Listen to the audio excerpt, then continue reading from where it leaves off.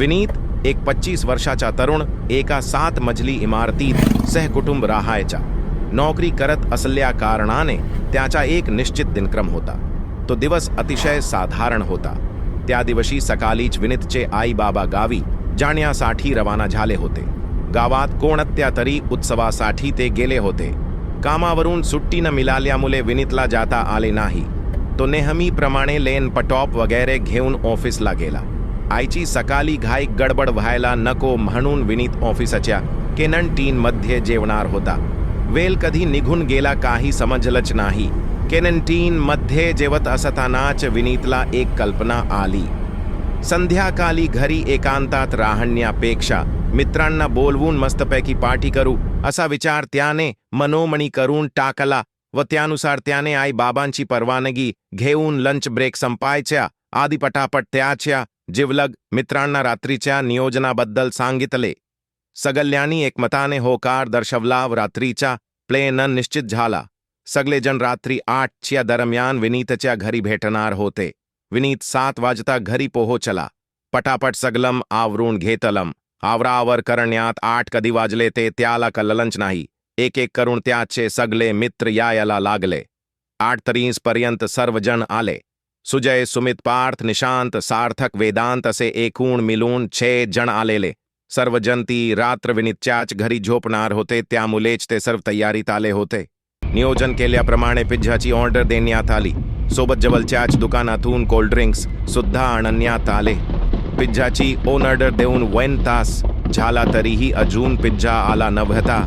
विनीतने कॉल करून चौकशी करायचे ठरवले.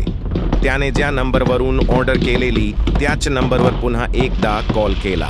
विनीत, हॅलो, मी तासभर आधी 7 लार्ज पिझ्झाची ऑर्डर केली होती, पण तुमचा माणूस अजूनही ऑर्डर घेऊन पोहोचलेला नाही आहे. स्टाफ, सॉरी सर, पण डिलिव्हरी बॉय तुमची ऑर्डर घेऊन केव्हाच निघालेला आहे. परंतु तरीही तुम्ही 2 मिनिट होल्ड करा. आम्ही त्याच्याशी संपर्क साधून तुम्हाला त्वरित कळवू. 2 मिनिटांनी पुन्हा एकदा त्या नंबरवरून कॉल आला व असे समजले की डिलिव्हरी बॉय सोबत कोणताही संपर्क होत नाही आहे.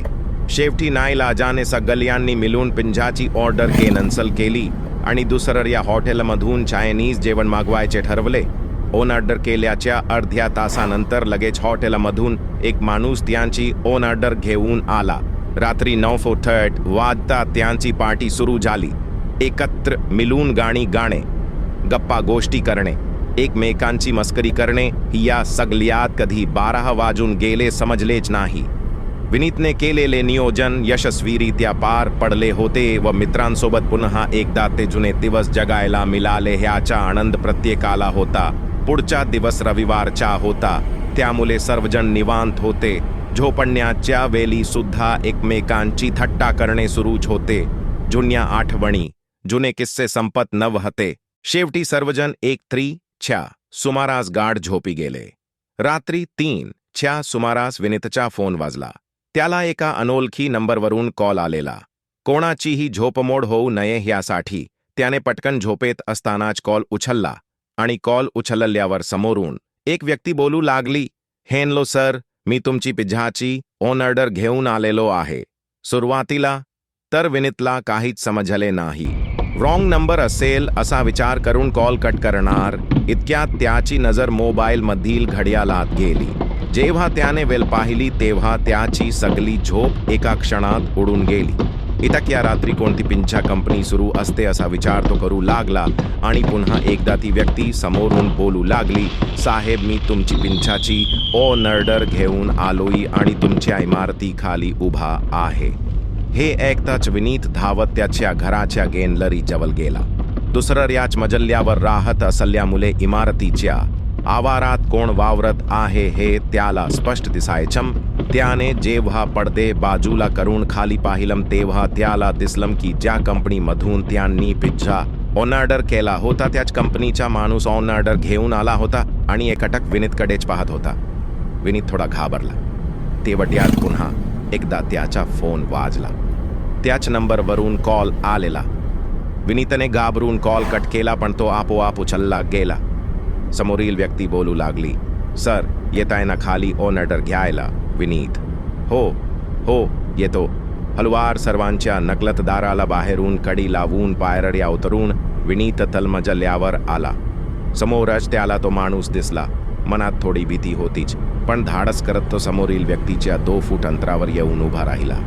त्या व्यक्तीच्या हातात एकच पिझ्झाचा डब्बा होता, जो त्याने काहीच सेकंदात विनीतला देऊ केला.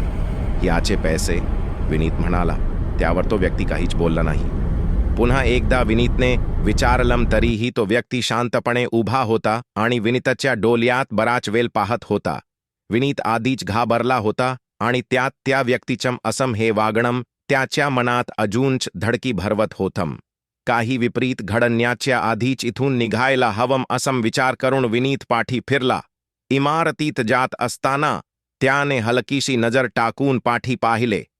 ती व्यक्ती विनीतकडे पाहून एक रहस्यमयी हास्य दाखवत होती. पिझ्झा घेऊन विनीत घरी आला. अंधारात काही दिसलं नसतं आणि बाकीच्यांची झोप मोड होऊ नये यासाठी पिझ्झाचा डब्बा घेऊन तो किचनमध्ये गेला. तिथली लाईट चालू करून त्याने डब्बा उघडून पाहिला. त्याला दिसलं की पूर्ण पिझ्झा रक्ताने माखलेला होता. ते पाहून विनीतच्या पायाखालची जमीनच सरकली. त्याने त्याचे डोळे चोलून पाहिले, पण समोरील दृश्य काही बदलले नाही. Part 2 coming soon like target 100,000. तुमच्याकडे असा अनुभव असतील तर मला ईमेलवर शेअर करा, मी व्हिडिओ बनवेल.